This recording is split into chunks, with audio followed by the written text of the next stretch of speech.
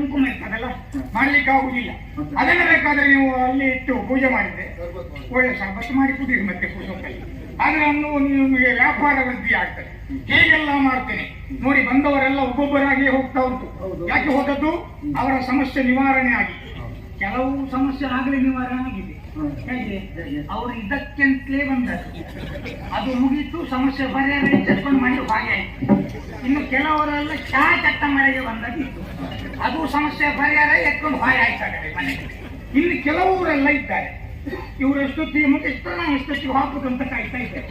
ಇನ್ನು ಕೆಲವ್ರದ್ದು ಬೇರೆ ಸಮಸ್ಯೆ, ನಾ ಬಂದದ್ದು ಅವನ ಗಾಡಿ ಮಾಡಿ ಅವರಿಗೆ ಸಾಯೋದಿಲ್ಲ ನಾ ಎಂತ ಮಾಡುದು, ಆ ಕೆಲವು ಕೂಸದ್ದು. ಇನ್ನು ಈಗಲೇ